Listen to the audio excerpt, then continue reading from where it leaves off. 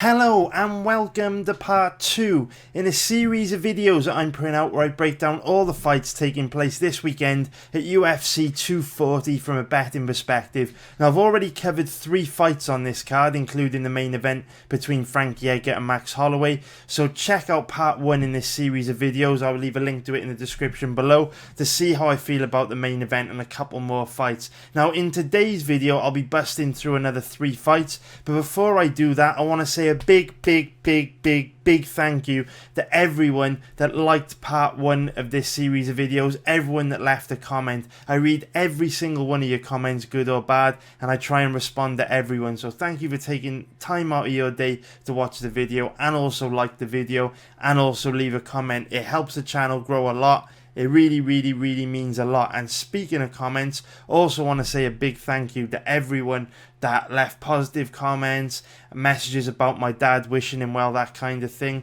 A little bit of an update, the crazy turn of events. He was supposed to go in for surgery yesterday. He was supposed to be having an ankle replacement surgery.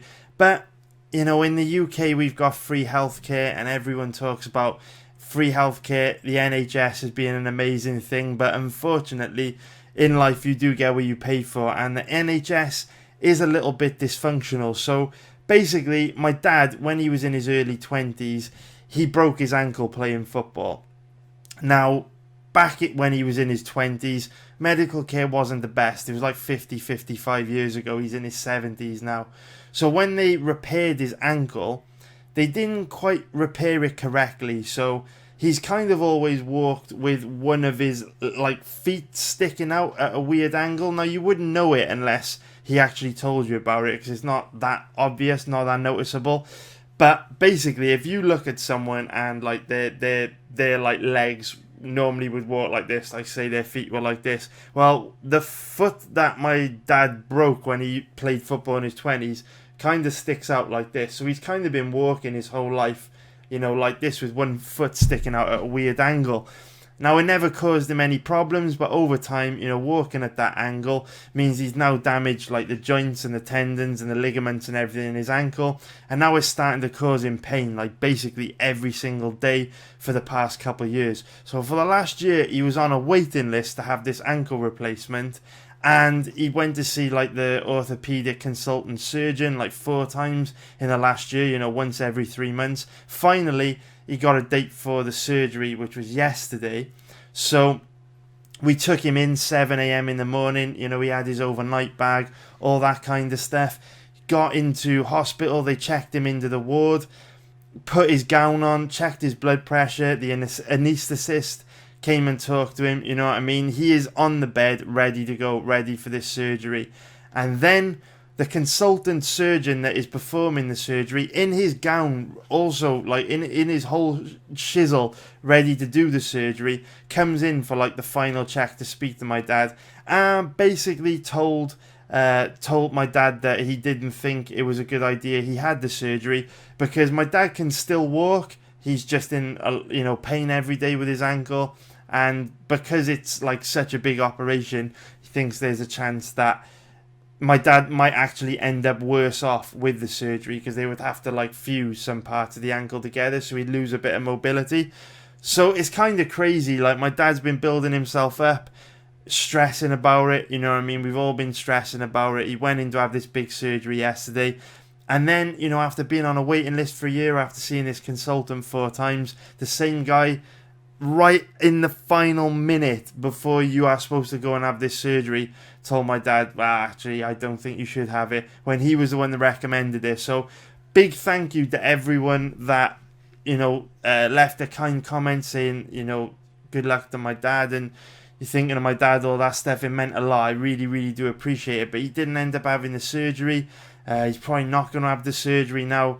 He's just still got to keep going back every 3 months, see this consultant, see how things develop. But, you know, what can you do? I suppose it sucks that he's going to be living in pain with his ankle, but at the same time, he can still walk and get about. Like, he's quite fit and strong for a 70-year-old guy in his 70s, and I suppose it's better than him ending up, you know, in a wheelchair or on like having a permanent walking stick or something if if the surgery didn't go good. So, you know, it is what it is. You don't want to hear about that. You don't want to hear about that. But I just wanted to give you guys an update, because obviously I was saying over the next few weeks or months I'd have to spend a lot of time caring for my dad, helping him out, and now I won't have to. So I will be able to bring you these videos as usual, so you can expect 4 videos this week, 4 videos next week, etc, etc. Yeah, shouldn't have any impact on the channel at all. So I have noticed over the last few months, since I set the channel up like 3 or 4 months ago, that there's kind of 2 different crowds that we have that watch these YouTube videos, right? I find that in the part 1 videos, where I talk about the main event and like the big fight that everyone cares about on a card, I find that that video does generate a lot more assholes, but it also attracts a lot of people that don't necessarily take gambling that seriously. So they're only there to kind of learn how I feel about a fight, try and learn a bit more about the fight, and they just want to have fun. They don't take gambling that serious. They don't know that much about MMA. Kind of casual fans, I suppose. You know, the part 1 video that I put out that covers the main event always gets the most views. It always does. And I definitely noticed that in the parts 2, 3 and 4 of the videos that I put out, the people that view those videos and leave comments are just way cooler. It's like the trolls come and they say what they gotta say in part 1, and then in parts 2, 3 and 4, it's kind of like the serious dudes are left who understand probabilities, they care about gambling, they want to make money, they're open-minded, and they're really, really deep into MMA. Like, so basically, if you're watching this video, what I'm trying to say is you're the real deal, and you take this very seriously. You're a smart dude, you understand how probabilities work, you understand anything can happen in MMA, you're very open-minded, you're here to make money, you're here to like share ideas and bounce ideas around in the comments. So that's pretty cool, because I feel like when we've got the part 1 video, I can just focus on the big fight, you know, give the casual fans what they want, break the main event down, and then I can kind of use parts 2, 3 and 4 of these videos to go into some deeper topics. I know that was a really long-winded way of getting to that point, but the point I'm trying to make is I don't like to go into deep gambling-related topics in the part 1 videos, because most people watching those videos won't care, and it will irritate them, because the videos will end up being longer than they need to be. But I do want to make this channel like a platform where I can kind of share my knowledge, because over the years, like over the last 10 years, I've made loads of mistakes and learned from them. I've experimented with loads of different styles and strategies, and taken the positives and negatives from them, and kind of built my own way of doing things. So I want to like pass all that knowledge on to you. So I guess there's never ever going to be like a formal structure to it, but I guess what I look out for is if ever there's like a specific fight or a specific bet or a situation crop up where I can kind of like use that specific example to explain a certain aspect of betting which I think you might find useful, then I'll take it. And this event is a good, perhaps a good opportunity for me to talk about something that I haven't really mentioned on the channel before. I talk about skim over a lot of this stuff in the live streams. Don't actually talk about what I'm going to talk about in a moment in the video. I'll quit rabbiting. I'll get into it. Sorry, I haven't had much sleep. Right, so we've got a small bet on Frankie Edgar this Saturday night to beat Max Holloway. But if we're all being very realistic, it's very likely that bet loses. Like, none of us are going into the fight on Saturday night expecting Frankie to win. None of us are, thinking he's going to win. If he wins, it's a bonus. It's a good value bet, but we're expecting him to lose. Let's be real. So, because of that, it's more likely this Saturday night that I will make a loss, which isn't good, because my entire betting philosophy all centers around keeping things tight, banking solid profits, and using compound interest to grow my money over time. So to kind of explain to you in the very, very, very, very simplest of forms how this basically works is, and this is a very literal example. Obviously, you do not manage a bankroll like this. You don't bet everything you have. But in the simplest of terms, If you have $100 and you bet $100 on Saturday night and you win $100 profit, you started with $100, you now have $200. So the theory of compound interest involves constantly reinvesting your profits so that over time your profits, the money you can make, basically snowball and avalanche. So at first you start off with $100, you bet $100, you win $100 back, you've got $200. The next week then means you've got $200 to bet with. So if you're then able to turn that $200 and make the same profit margin, the same profitability return as you did the first week, and get another $200 back, you've now got $400. So you've fought extra money in 2 weeks. Now, the next week, you've now got $400 to play with. So say, again, you get the same profitability percentage return, and you bet $400, you get $400 back. It's exactly the same. It's a 100% gain. You've now got $800, and you've 8x'd your money in 3 weeks, and the money just compounds and grows and grows and grows. And the longer it's like a multiplier on a video game. The longer you can keep these winning streaks going, the longer you can keep the win streak going, the faster your money will snowball and avalanche. And that's why I do believe that ROI, return on interest, is a pointless stat. Win rate is the stat you should focus on, because everyone should be using compound interest to grow their money. And ROI doesn't tell the whole story, because you could have a huge ROI with a terrible win rate. And if you've got a terrible win rate, you won't be able to effectively grow your money using compound interest. So compound interest is very, very powerful, and a high win rate is what you want to aim for. So the issue with a bet like Frankie Edgar, the weakness, the downside to a bet on Frankie Edgar, is that not only is it likely you will take a small loss on Saturday if Max Holloway beats him, but there's also an opportunity cost to that, because it slows down your compounded growth, and if he loses, you have to make that money back again just to get back to break even before you can start moving into profit again. That's the downside of compound interest, and why you need a high win rate. So I guess what I'm trying to say is, for every single event, I've got a strategy to make a profit or end up roughly at break even. Now that might be like the dumbest thing you've ever heard, because obviously we're all always trying to make money, right? No one's ever going to want to take a loss. Like, who would want to take a loss? But for me, I always try and structure my bets and my stakes in a way that it makes it more unlikely I will take a loss. If I'm going to take a loss, it'll be quite close to break even, which means it won't have that much impact on my ability to compound my profits. So I guess what I'm trying to say is, at the moment, I've got a small bet on Frankie that I expect to lose, and there's an opportunity cost to that, because it's going to affect my compounded interest growth. You know, we started July very, very strong with a big winner on Bellator, big winner on Jermaine Durandame. We took a small loss on Steven Peterson last weekend.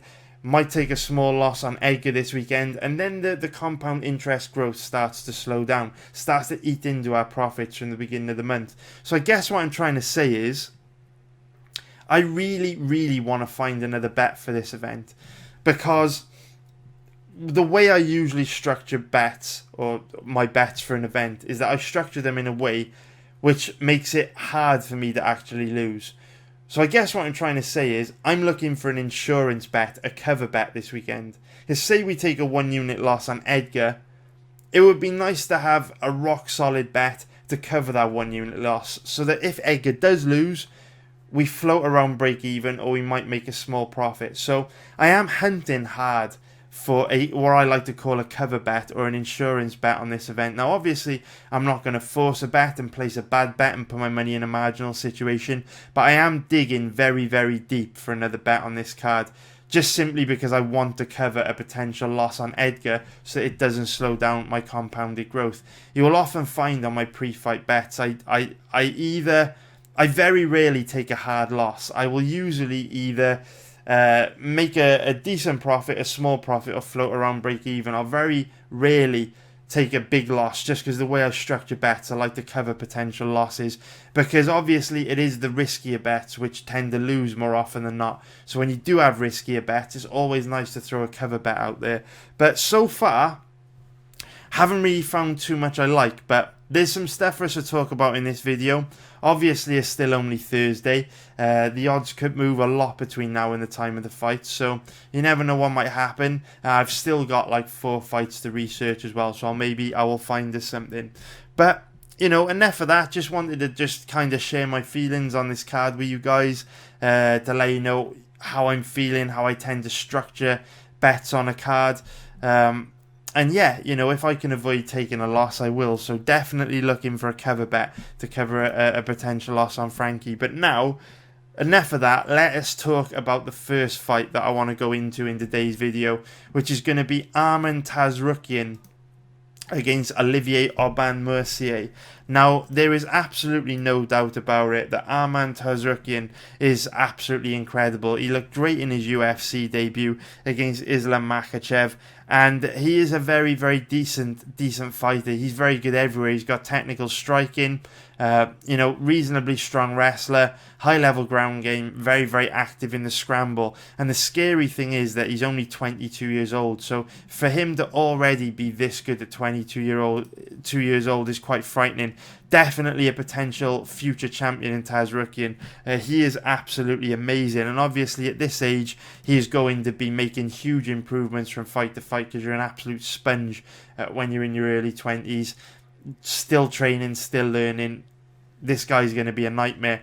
And obviously his training situation has been great as well, because throughout his career he's been training at Tiger Muay Thai, which is one of the best MMA gyms in the world, despite being called Tiger Muay Thai. It's actually an excellent MMA gym as well. And what's interesting is that, you know, there aren't many better MMA gyms in the world than Tiger Muay Thai, but Tsarukyan's actually moved to an even better gym, and he is now training at American Top Team with some of the best fighters in the world. ATT let's be real, ATT is the best MMA gym in the world, and the fact that Tsarukyan is now training there when he's already amazing everywhere is just pretty scary, to be honest. It's a scary prospect. You know, Tsarukyan's already incredible. The fact that he's now going to ATT to train with some of the best fighters in the world every day means this guy could develop into an absolute nightmare very, very quickly. And this is his first camp at ATT. And I mean, he certainly looks in absolutely outstanding shape. I mean, we know that fighters never perform to their full potential in their UFC debut, because obviously completing under the bright lights of the octagon for the first time is not going to be easy, and never going to be able to show your best. So the fact that, you know, Tsarukyan looked so good in his debut against a very tough opponent in Makhachev is a sign that he's going to look, you know, even 100% better again against Aubin-Mercier, which is an exciting prospect. But before we go into talking about, you know, how Tsarukyan matches up with Olivier Aubin-Mercier and how this fight could play out from a betting perspective, thought it would be a good idea just to kind of, you know, watch one of Tsarukyan's recent fights together. You know, like I say, we've got a bit more time in these videos where, you know, people that watch parts 2, 3 and 4 are going to be more open to learning, more open to just open to the possibility that anything can happen in MMA. So let's use these videos as an opportunity to go deep into these fights, because I know that's what a lot of you guys want. I know you enjoy it, so fuck it, let's go deep. There are some people that don't like it, there's some people that do, so let's go deep on this one. So Tsarukyan's fight from almost exactly a year ago against Felipe Olivieri is available to watch online. So I thought it would be pretty cool just to basically watch it and go through it together and kind of see if we can spot, you know, any weaknesses in Tsarukyan, what his strengths are. So we've all got a pretty good idea of what to expect from him on Saturday night against Olivier Aubin-Mercier. So he is the guy in the black shorts. And you know, straight away, you can, just by the way he moves, just by the way he's come out, you can see that he is a very technical striker just by the way he's light on his feet. He's, the way he's moving in and out of his opponent's range, trying to find his range. Good distance management. He's throwing very, very technical kicks out there straight away. Already in the first 30 seconds, we've seen him, throw leg kicks, body kicks, and head kicks with basically no setup. And there we see another the first very, very, very nice 3-strike combo there. So obviously Tsarukyan very early into a fight, doesn't take him long to find his range. There's no feeling out process here. Very early in the fight, he's already throwing a very wide range of strikes, complex combinations, and after just 50 seconds into the fight, he's already trying to take this fight to the ground, because he is a very good striker, but he is an even better grappler, and we'll see that here. He opens the fight up with some very, very nice kicks, some good combinations to get his opponent thinking about his strikes. And then while he's got Olivieri thinking about his strikes, he changes levels and ducks under for a takedown. Very, very nice setup, and a sign that he is old beyond his years. That's an experienced attitude to fight in. Very, very crafty, very, very intelligent, and not the kind of thing we usually see from a 22-year-old. He goes straight to the full body lock here, and he's able to use this to complete a takedown very nice into top position. So everything we're seeing from Tsarukyan so far is great. And there's another minor little detail which is great. So far we've seen good combinations, technical kicks, a very, very well set up takedown entry once he's got his opponents thinking about defending the strikes. And then as soon as he gets his body lock takedown, he immediately looks to advance into half guard, which again, we've already seen him show us some great fight IQ, some really intelligent tactics already in just 1 minute. And as soon as he hits the ground, he's already trying to advance and pass his opponent's guard, which it's just great to see for such a young fighter. And he's quite busy from top position as well. Chips away at his opponent with some ground and pound. Also quite heavy from top position. You can see that his opponent doesn't really get close to working his way back to his feet.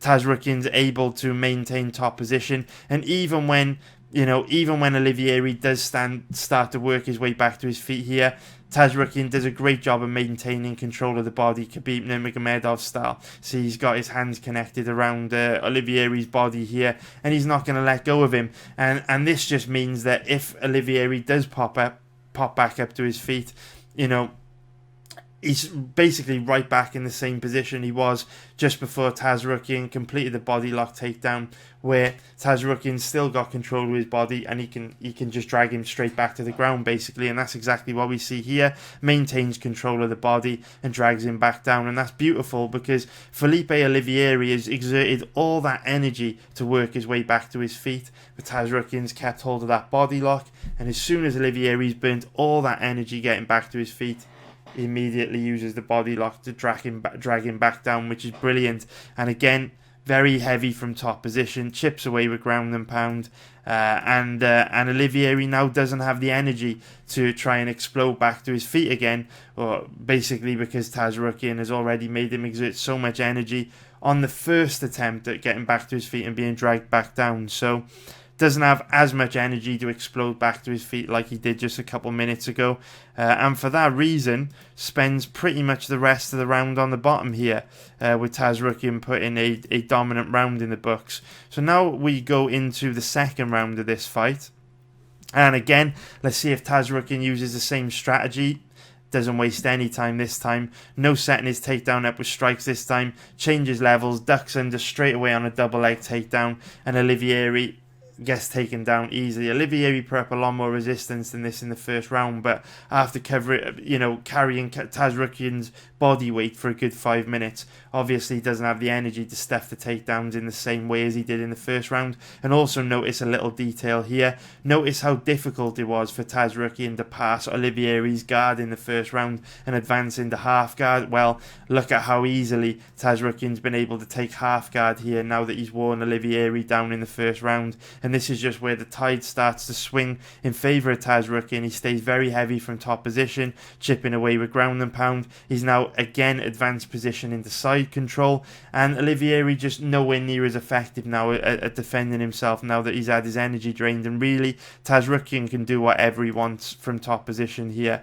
They are back up though. Olivieri uses a leg lock to create a scramble and they're back up, but now we get to see a little bit more of Tsarukyan striking, which is very, very nice. So again, you know, decent combinations. Obviously not as crisp, not as technical as in round one, because Tsarukyan's a little bit tired here too, but definitely not moving as light on his feet as he was. But remember, you know, he's a young guy. You know, he's going to still be learning how to pace himself. You know, probably didn't need to work so hard with a ground and pound or exerting as much energy as he did, you know, trying to advance position, when he probably could have just stayed in top position, conserved energy a little bit better, I guess is what I'm trying to say, in that first round. So Tsarukyan a little bit more flat-footed in the second round, but still looks very good. Still heavy from top position, still active from top position. And Olivieri, again, here, as he work his way back to his feet, how does it play out? See what happens. Is it the referee that stands him up? No, Tsarukyan actually gives Olivieri space to stand back up. But again, very, very nice from Tsarukyan. Tries to maintain the body lock there as Olivieri pops up. Doesn't get it though. Olivieri's able to break the grip. And now again, Tsarukyan going right back to his strength, knows he's got an advantage on the ground, so changes levels, gets another takedown, doesn't want to fuck around in striking range when he knows he clearly has a big advantage on the ground. And again, straight into half guard, chipping away at Olivieri from top position. And now if we go into the third round, we get the highlight reel finish from Tsarukyan, showing that even when he becomes a little bit more flat-footed, a little bit more tired, he is still very dangerous, and throws a very, very, very, very fast head kick there with absolutely no setup, no wind-up. Just throws it up there out of nowhere with absolutely no clues. It's good. There is maybe a little clue actually. Notice what he does here. So Tsarukyan's here in orthodox stance. Notice how he switches to southpaw there, and he's thinking about throwing the head kick here. That's a little tell, but goes back to orthodox. And then in a moment, he's like, yeah, I am actually going to throw this head kick. Watch, he just moves to southpaw to throw the head kick. Watch this. Subtle little movement to southpaw. It's coming. Didn't. That's not the one I was looking for. That's not the one. Is it here? Now he's back to southpaw. He's going to go to southpaw any second now and throw this head kick up there. He's in orthodox, trying to set Olivieri up for it. Actually ended up shooting a takedown right through the cage. Well, that's the problem with you fighting in a cage. That's the problem with fighting with ropes in a ring. Obviously, just dump tackled him right through the ropes, and imagine how dangerous that is, man. If he would have just like flown 6-7 feet out into the middle of the crowd or something. But anyway, you can see that Olivieri's trying to set him up for the head kick from the southpaw stance. There's been a few tells in there, and there it is. Didn't quite come from southpaw. I think it came from orthodox. I think it actually came from orthodox. It all happened so fast it's hard to see. But he was trying to set him up for the head kick. What do we get? Oops. Oh, it's all messed up. Sorry, guys. Slow-mo's even better. Slow-mo will be even better. To see what we get here. Sorry, my YouTube's gone all kinds of crazy. So he threw the right hook. Okay, so he didn't set him up from southpaw. When he was, doing the subtle stance switches, I thought he was setting him up for a head kick from southpaw. He didn't. Came from orthodox. Watch it one more time. Right hook. Beautiful. Absolutely beautiful head kick to absolutely murder Olivieri. So I just wanted to show you that clip, just because even though he's looking a little bit more flat-footed in round 2, shows even in the third round he can catch a second wind and still remain technical and dangerous after a grueling fight, because even though Tsarukyan was in total control, still exerted a lot of energy to maintain top position. He's very active from top position. So Tsarukyan, great fighter. Just wanted to go through that fight just to highlight some of the things that he does great. But Obviously, like we often see with amazing fighters, like we see with Viviane Araújo, we spoke about in part 1, when you're great at everything, that does come at a cost. And we can see the average odds on Tsarukyan at the moment are around about 1.50, which is minus 200 for an implied probability of 67%. So to gain any value on Tsarukyan here, you've got to give him around a 73% or better chance of winning, which is difficult. It really is difficult because there are a lot of things to take into account here. So he's very good, but Olivier Aubin-Mercier, when he shows up and performs to his full potential, it's going to be a difficult matchup for anyone. He's reasonably good everywhere, and remember that Tsarukyan is still only 22 years old. He's still a young guy. He's developing, and Olivier Aubin-Mercier is a very, very strong grappler. With a guy like Tsarukyan, you see him at times looking very calculated and tactical and experienced in that fight we just watched. But on other times you see him throwing high risk, low reward, spinning attacks, spinning back fists, spinning kicks, which opens his back up to Olivier Aubin-Mercier, who has excellent back control, good body lock takedowns. And we saw in Tsarukyan's UFC debut against Makhachev that, he does take a lot of gambles and he can end up being put in bad positions. Makhachev was able to control him for large periods in his debut. Now, what I do like about Tsarukyan is that he's incredibly good at creating scrambles and making his opponent work very hard to maintain top position. But Aubin-Mercier's grappling definitely needs to be respected. And remember that this fight is taking place in Canada. It's taking place in Edmonton. And Olivier Aubin-Mercier is a popular Canadian fighter. We know that home advantage is huge in Canada. Canadian fighters win around 65% of the time when they fight non-Canadians on Canadian events in the UFC. So even if this is a close competitive fight and Tsarukyan just edges it, might not be enough. Tsarukyan needs to win this fight beyond all reasonable doubt. He needs to put his stamp on 2 out of the three rounds in order to feel confident that he can win. You can't afford to get involved in one of these, back and forth fights where both guys have their moments and he just edges it. Might not be enough in Canada, so we've got to bake that into our thought process when trying to cap this fight as well. So this is a difficult fight to cap because actually from a technical point of view, when you look at what both guys bring to the table, neither guy has a huge advantage everywhere.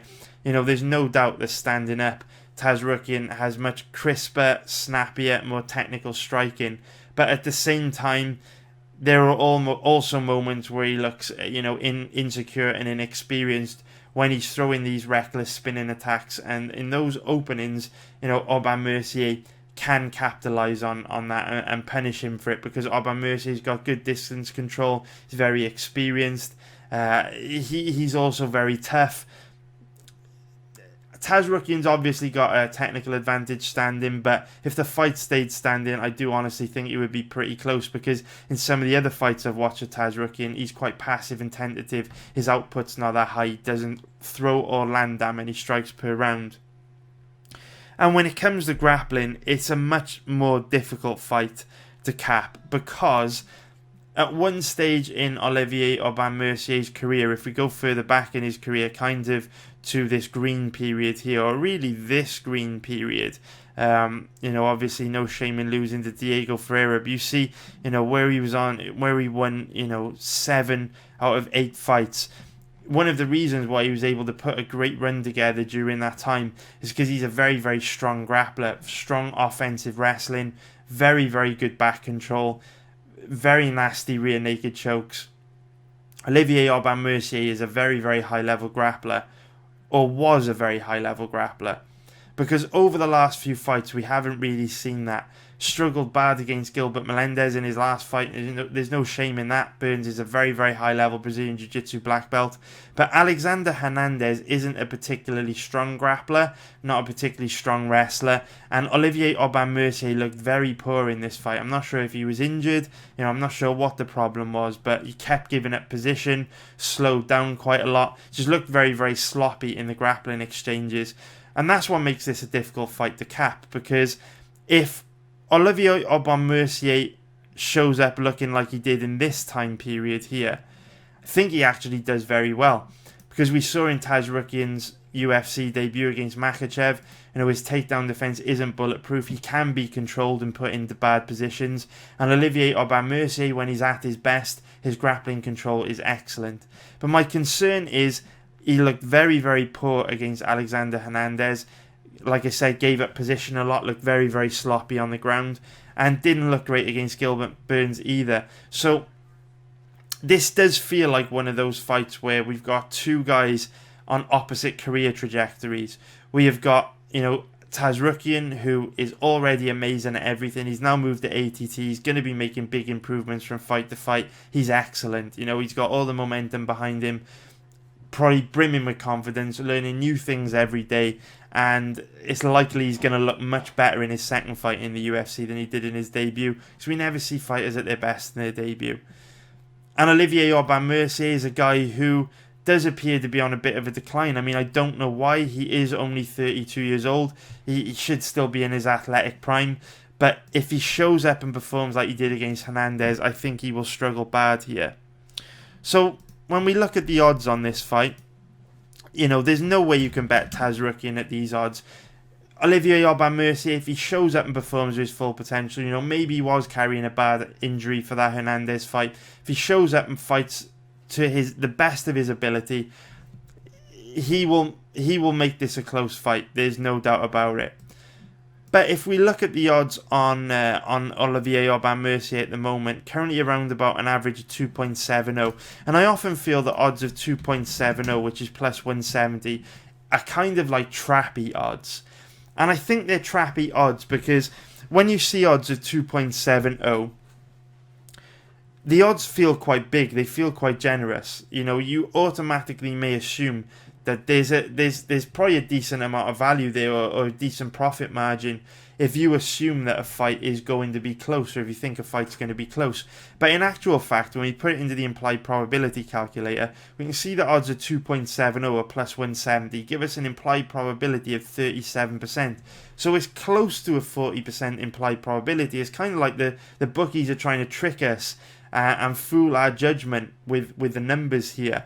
So I do actually think it's fair to cap this fight 60-40 in favour of Tsarukyan, just because he is amazing at everything. He is getting better from fight to fight, and there are some signs that Aubin-Mercier is on quite a steep decline. If he shows up and performs like he did against Alexander Hernandez, I think he gets murdered. So I think it's fair to cap this fight at 60-40. So while I do think Olivier Aubin-Mercier is a live dog, and when you see juicy underdog odds of 2.70, that can be very tempting. When you actually look at the implied probability, there's not that much value here. Because really, to get any decent amount of value betting Olivier Aubin-Mercier this weekend, you've got to cap him at like 45%. And I really don't think that this is a 50-50 fight, or even a 45-55 fight, simply because Tsarukyan's brilliant. I expect him to look a lot better in his second fight. He's now training at ATT. And there were some huge red flags in this fight against Alexander Hernandez and also against Gilbert Burns. So at the moment it's a pass for me. I do think the odds are roughly accurate. This is probably not going to be a fight that I'm going to bet, no matter what the odds turn into. Yeah, see, I wouldn't even bet Tsarukyan at 1.70 because that would be an implied probability of 59%. I do cap him at about 60. And his odds aren't going to get to 1.80, and even if they did, there's not that good of a margin. So yeah, I would recommend passing on that fight, guys. I know it was a long-winded way for me to get to it, but hope you appreciated it. I mean, hopefully you can use that information, to make your DraftKings decisions, or, to live bet the fight, or come up with some props. But I like to go deep every once in a while, and I know a lot of people watching this appreciate the deep breakdowns as well. And what I would also say is one of the reasons why Olivier Aubin-Mercier looked so bad against Alexander Hernandez was because he slowed down quite a lot as the fight progressed, and Tsarukyan creates so many scrambles in grappling exchanges that will constantly force Olivier Aubin-Mercier to work for positions on the ground, which will accelerate the rate at which he slows down. So yeah, man, I mean, it's a complicated fight. Really depends what version of Olivier Aubin-Mercier we get, but probably not smart to bet against a popular Canadian fighter in Canada you know, on a big favourite. You know, if the odds were the other way around, it would be a different story, obviously. So now let's talk about the next fight, which is going to be Eric Koch against Carl Stewart. Now, Eric Koch was one of the first names that jumped out at me. His record over the last few years is a total mess. You see loads of cancelled fights, lots of losses, and Eric Koch is one of those guys whose career was really derailed in a bad way by a few very, very vicious knockout losses. And also, his career was also derailed by some really bad injuries. We can see here, if we look at all the cancelled fights, if we have a look, let's see. So Koch injured, Aljo was injured there, Koch injured, about rescheduled, Koch injured, Koch injured, Koch injured, Koch injured, Koch injured. So you can see he's had a hell of a lot of injuries which have derailed his career. And at one point in time, Eric Koch was one of the best featherweights in the world. You know, he's fought Jose Aldo in WEC. I believe it was for the WEC title. Was it not? Where did he fight Aldo? Oh, he was scheduled to fight Aldo. He never actually fought him. I'm sure he fought for the WEC title, or am I going crazy? Did he? Guess he didn't. Guess he was scheduled to fight Aldo for the WEC title. Never actually got his title shot because of fight cancellations and stuff. But yeah, Eric Koch at one point in time was one of the best featherweights in the world. He was kind of like an Anthony Pettis. Very similar to an Anthony Pettis, you know, but a little bit more of a traditional kickboxing style. You know, Anthony Pettis back in the day had that really heavy taekwondo stance. Eric Koch was a bit more of a traditional kickboxing style, you know, light on his feet, very technical, but he had heavier hands than Pettis for sure. Wasn't quite as fast though, but a better boxer, throws a wide range of strikes. Not the best takedown defense, but not terrible either, and also a very, very technical grappler. Very, very nice Brazilian jiu-jitsu, very, very crafty on the ground, like a lot of Ruthless Sport guys are. But unfortunately, Eric Koch is not the same guy anymore.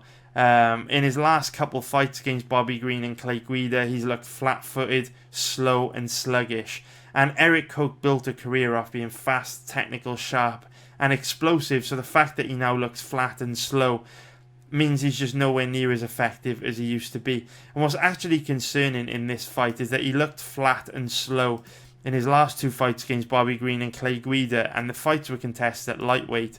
And he's actually moving up to welterweight for this fight against Carl Stewart, which is very strange because Koch isn't that big. You know, he's only 5'10" with a 71-inch reach. You know, that wingspan is okay for lightweight. You know, guys should even be able to make featherweight with that wingspan.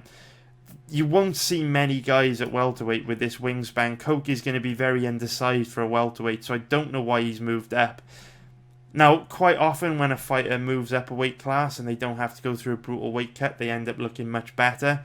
But not always. You know, recently we saw Luke Rockhold move up to light heavyweight and look very flat, very slow, very sluggish against Jan Blachowicz. And I am worried that we're going to see the same thing with Koch. I think that it's a great idea for fighters to move up a weight class when they're absolutely huge and it's clear they're way too big to make the weight of the weight class they're fighting in. You know, James Vick just announced yesterday that he's finally moving up to welterweight. You know, that should have happened a long time ago. He's way too big for the lightweight division, and James Vick is a good example of one of those guys who I think is going to go up to welterweight and look a lot better than he did at lightweight. But I don't feel the same about Eric Koch because, you know, if you're looking slow and sluggish and flat at lightweight, you know, moving up to welterweight isn't going to help you when you carry all that extra muscle mass and you're bigger. It's going to make you even slower, even flatter than you were at lightweight. So, you know, Eric Koch is at his best when he's light on his feet and he's technical and he's explosive and he's fast. Without that, he's really very, very average. And that's what makes this a tricky fight for capping and betting, because Carl Stewart's not very good. He really isn't. But he's a big boy, you know, 6 foot tall with a 76-inch reach. He's going to have a decent size advantage over Koch.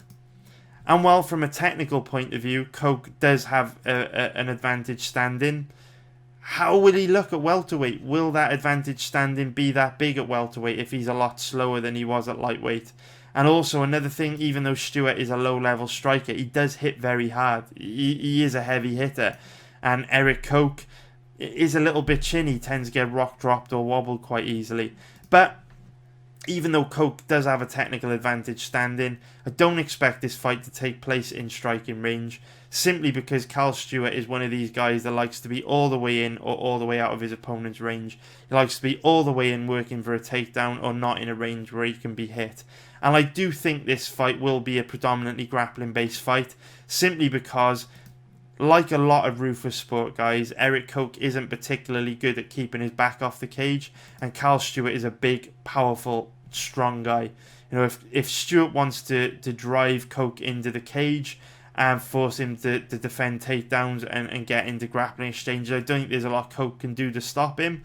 Now, Koch's initial takedown defense is pretty good. I do think Stewart will find it difficult to take him down, but like a lot of Rufus Sport guys, when Koch's on his back, he's very, very weak off his back, and it's quite bizarre actually. Both these guys are quite similar in that their grappling offense is very good. You know, when they're in top position, they're both very good, but when they're on the bottom, they're very, very weak, which makes this a really complicated fight, because if Koch's on top of Stewart, I expect him to dominate, but if Stewart's on top of Koch, I expect him to dominate. It's just a strange thing where both guys are quite good at being the hammer on the ground, but not so good at being the nail. And another thing that I really don't like about Koch is that he doesn't really show that much urgency to get back to his feet when you do take him down. So if you do take him down and get into top position, you can have a lot of top control. Now, Stewart's offensive wrestling isn't great, but again, he's a big guy, he's a strong guy. Koch, undersized for the division, might look a lot flatter at welterweight. You know, will his takedown defense be as good at welterweight? Of course, everything I'm saying could be completely redundant. Eric Koch could look a hell of a lot better at welterweight and absolutely smoke Stewart and be back to his best, look like a new fighter, a completely future world champion, and prove me wrong. But it's a complicated fight. I guess the point I'm trying to make is there are no safe bets here, no strong positions, and at the moment, both guys, if we look at the odds, both guys are currently around about dead even.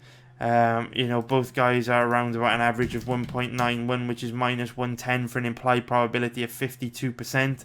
You know, I kind of agree with that. This fight is you know, I do definitely lean Koch. I really do lean Koch, but definitely cannot feel confident in him. You know, if you got Koch a few days ago, wait a minute, let me just scroll up so you can see it. If you got Koch, you know, a few days ago, a lot of money's coming on him. His odds have been gradually improving over the last week. Now, if you got Koch, you know, last week at 2.20, you know, that's decent. That is decent. But I would definitely want, you know, 2.30, 2.40 to take a gamble on Koch at this stage in his career. Just like I say, he's chinny, he's weak off his back. Who knows how he'll look at welterweight. And also, we've got to take into account the fact that, well, actually we don't. For some reason I thought Cal Stewart was Canadian. Why did I think that? He's not Canadian, so that isn't going to be a factor. Home advantage doesn't mean anything. But yeah, either way, I would want decent odds on Koch, and I don't think we're going to get there. His odds aren't going to improve to that point. So it is an easy pass for me. And now we go into the final fight that I want to talk about in today's video, which is Felicia Spencer against Chris Cyborg. Now, you guys know me. I am not opposed to betting on big underdogs. I've recommended a bet on Frankie Edgar in part 1 of this video, and we've had loads of big underdog bets this year. We've hit quite a few of them as well. We had Vivian Araujo as a big underdog, and Shek Congo as a big underdog, two of the biggest that I can remember this year, when Shek Congo fought Vitaly Minikov and Vivian Araujo for Talita Bernardo. So I'm definitely not opposed to betting on big underdogs. But there is an expression in poker, and the expression is you've got to know when to hold them and know when to fold them. And if Felicia Spencer was a hand in poker, you would definitely want to fold that hand. You would not want to play that hand. Now, very rarely do I give a fighter virtually no chance of winning a fight. It's only happened once this year, the only time this year out of all the fights we've seen. Probably seen 150, 200, 300 UFC fights so far up until this point in the year. And the only fight where I felt the fighter had basically no chance of winning was, actually there's a couple. Jessica I against Shevchenko, didn't feel like Jessica I had any chance. And the other one was Edmund Shabazian against Jack Marshman, didn't think Marshman had any chance. Very rare I feel that strongly. But I do feel super strongly that Felicia Spencer just has virtually no chance of winning this fight. Just virtually no chance. I mean, if we look at the current average odds available on Cyborg at the moment is 1.15 for an implied probability of minus 667.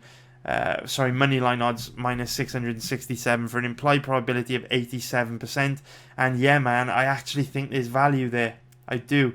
It's a crazy thing for me to say. You know, usually when we flash up odds like this, I'll say, you know, MMA is an unpredictable sport. Cyborg might get disqualified. She might be fighting injured. She might blow her knee out in the first round. She might break her hand. All these things that contribute to it being tough to cap a fighter in this range in MMA because of how unpredictable MMA is. But I actually think there's value on Cyborg here. You know, I do think it's fair to cap her at 90 to 95%. I really do. I do only give Spencer maybe a 5% chance of winning this fight. She just has no path to victory, really. You know, honestly now, something insane would have to happen for Cyborg to lose this fight. Like, she'd have to get struck by lightning, or like, you know, a piece of the fucking stadium roof would have to fall and like land on her. You know, a piano would have to drop on her head, Tom and Jerry style. Like, I really feel like if Felicia Spencer and Cyborg had a fight and they let Spencer tie Cyborg to a tree in the middle of the Nevada desert, and they literally gave Felicia Spencer access to all the nuclear weapons that the United States has, and Spencer dropped every single nuclear warhead on Cyborg's face, I still feel like Cyborg would stand up, brush herself off, hunt Felicia down and knock her the fuck out. Like, I literally just don't see how Spencer wins this. You know, to quote Brendan Schaub in one of his podcasts before, you know, if you literally gave Felicia Spencer body armor, a gun, and a crew of attack dogs, I still don't think she'd beat Cyborg. I just don't see it. She has no path to victory. You know, don't take my word for it. If you want to see why I think Cyborg absolutely murders Spencer, go and watch Spencer's recent fight against Pam Sorensen from about 8 months ago, and that will just show you everything you need to see, which will basically show you that she's probably going to get murdered in this fight. I mean, if it stays standing, she has very poor striking defense. No striking offense at all. There's nothing she can do to Cyborg to hurt her standing. She's at constant risk of being knocked out when this fight is standing. And her entries into takedowns are very sloppy. Not a particularly strong offensive wrestler. And on the ground, when she does get her opponents down, she gives up position a lot, makes a lot of technical mistakes on the ground. I really feel like if this fight stays standing, Cyborg will KO her dead. She will murder her. It will be violent and ugly. It will be a one-sided, murderous, bloody, horrible situation. It will just be utter, sheer, relentless dominance from Cyborg if the fight stays standing. And on the ground, I think Cyborg will just absolutely maul Spencer. I think she will woman handle her. I just don't think Spencer has the athleticism, the technical ability. I just don't think she has anything for Cyborg anywhere. Standing up, she gets murdered. In the clinch, she gets mauled. And on the ground, she gets thrown around like a child. I think that Cyborg just completely woman handles her here. Now, obviously, I'm not going to recommend a bet on Cyborg at these odds, but she should be in every single DraftKings team. She should be in every single parlay or accumulator bet this weekend. And I am, you know, at the beginning of this video, the reason why I talked so much about wanting to find an insurance bet or a cover bet for for our high risk bet on Edgar this weekend is because Cyborg's basically free money, and I don't like to miss up free money opportunities. So I am hunting hard at the moment for someone to put into a parlay or an accumulator with Cyborg, just because if you bet Cyborg, look, at 5 times you can get a 17% return on your money. Like, you know, people invest in the S&P 500 and they're delighted if they get a 7 or 8% return in a 12-month period. In one night, you can get 17% return on your money. That's a bloody good return, but I don't want to bet her straight. I want to put her into a parlay or an accumulator with someone, and so far I haven't found anyone appropriate to do that with. But yeah, guys, honestly, like, you know, a lot of guys have stopped by my chat room this week and, you know, said, you know, the odds are, you know, what do you think about a bet on Spencer? Are the odds off? You know, she's a huge underdog. Anything can happen in MMA. And, you know, I am down for that, man. Like, anything can happen in MMA. But at the same time, you've got to know when to hold them and know when to fold them. And yes, if you throw enough shit at a wall, some of it will stick. But fucking Spencer is not the kind of fighter you want to pull the trigger on. Like, just trust me, guys. Please don't go and leave a comment and say, oh, you know, but if you said there's value on Edgar, there's value on Spencer too. Please don't try and justify a bet on Spencer without watching the Sorensen fight. If you're going to leave a comment disagreeing with what I've said, please, before you do so, watch the Sorensen fight. And then just watch any of Cyborg's fights. And there's only one way this fight goes, man, and it is pure murder. Again, just the physicality of Cyborg is just going to make this very, very difficult for Spencer. So I hope you bloody enjoyed today's video, guys. It was a long one. I know I probably waffled a little bit and talked a load of shit. And this video was a little bit longer than it needed to be, but just thought it was a good idea just to bounce some ideas around, get some thoughts out there. You know, just discuss some ideas. Let me know what you thought about the stuff I said in the comments below about, you know, compound interest, you know, betting strategies for each event, trying to give yourself the best chance of at least breaking even so that you can continue that compounded interest growing. You know, do you use the strategy, the tactic of having insurance bets and cover bets as well? Something I love to do, is something that helps me a lot to grow my money. And I'm just really hoping that I can find another bet on this card to act as an insurance bet with Frankie Edgar. And his odds have declined a little bit since we put the bet out. Yeah, Cyborg's free money. Thanks for watching though. Please hit the like button. It helps the channel grow. It would mean a lot. Please also subscribe if you haven't already, and please let me know what you think of the video in the comments. I read every single one of your comments, and I'll also do my best to get back to you. So take care, guys. Have a great fucking day. Punch Thursday right in the dick, and I will be back tomorrow breaking down another 3 fights. No doubt I will put all 4 parts out this week. I promise. Take care, guys. Love you all. I'll see you soon. Too many thoughts on my mind, I can't sleep at night, so I just keep writing. I don't need no help, I don't need opinions, so don't waste my time then. I just been living online, my city don't show me no love, and that's fine. Fuck local radio stations, I got more plays than all of these rappers combined. I'm going again, I've been going in, I'm fed up with so many things, I gotta just let it all out. I'm talking about the shit they've been talking about.